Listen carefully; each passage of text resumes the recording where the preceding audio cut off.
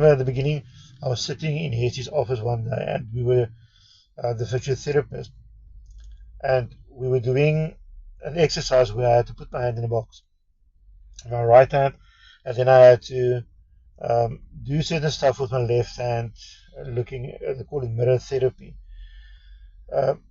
where you look in the mirror and your brain sees your right hand, but it is actually just a reflection of your left hand.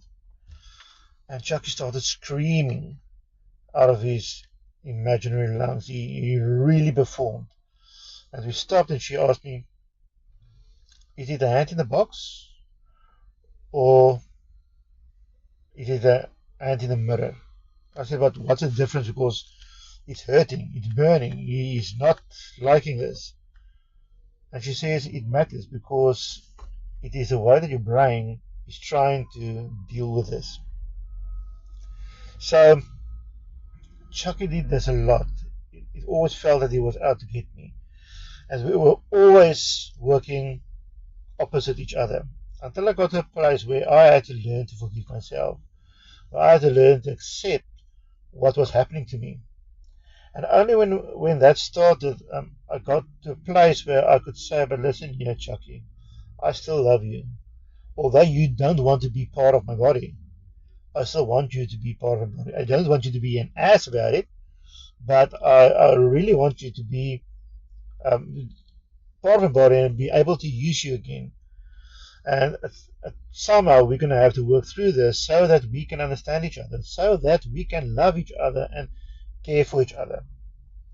And that was that mind shift that started helping with my coping techniques.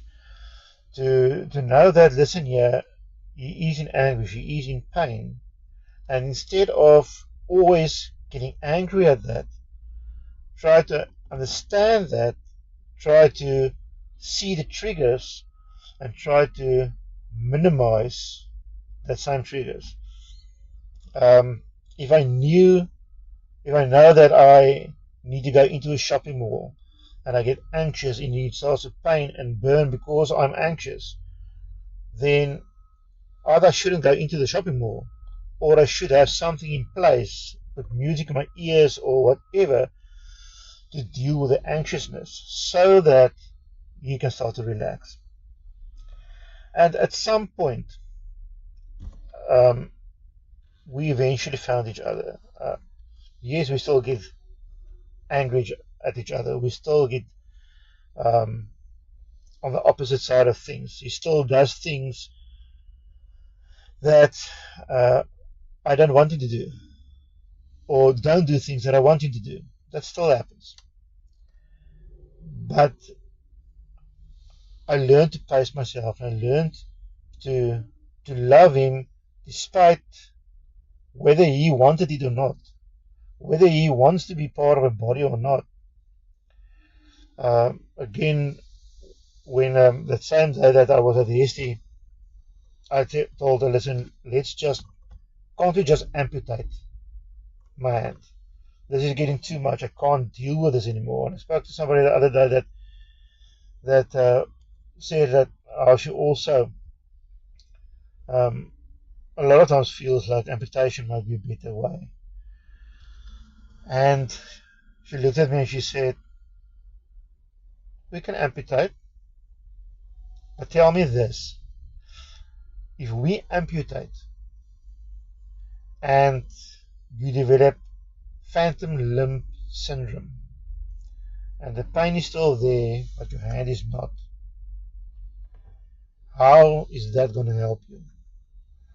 And then for the first time I realized that yes, this is not going away. So either I need to change my attitude towards this, towards Chucky, or I am going to end up putting my hand in a blender, putting my hand in a table saw and amputating. So I know what it feels like and what people are talking about, and I understand something about their struggle when they say, please, rather amputate, rather get rid of this because I can't deal with the pain anymore. It is a real concern, and I think that is also part of why um, depression and suicide ideation is so prevalent under CRPS sufferers, because they get to a point where they just can't deal with the pain anymore. They can't deal with the constant um, this debilitating things that comes with having CRPS. So, do I still call man Chucky? Yes, I do. Um, do Chucky still act like Chucky? Yes, he do. Do I still get mad at him? Yes, I do. The other day, the elevator was closing, and I put my hand out to hurt him because I was frustrated with him. I was angry at him, and only to start laughing at myself and people all around me in the elevator looking at me strangely. Because what I forgot was that when you put your hand out, the elevator opens automatically. So, yeah, am I um, depressed to a point where I want to do myself bodily harm? No, I think most of the time when I do that, it is me acting in frustration. It is myself trying to get a laugh out of this and to deal with this. Will I really put it through a blender or through the saw? Or no. Uh, in actual fact, I protect him as much as I can. I wear gloves that you can't cut through. I'm always making sure that he's not in the way, that he's in a comfortable position, that he's not in any harm or danger. So I think it is just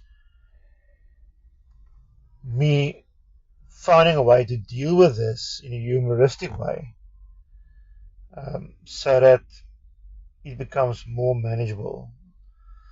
So for all of you out there that I know there are other CRPS sufferers or warriors that also gave names to their affected parts, body parts that got CRPS, and yeah, show love, even though that specific body part might not want it at the time. At some point, your brain will start to appreciate that you are actually working with it and not against it.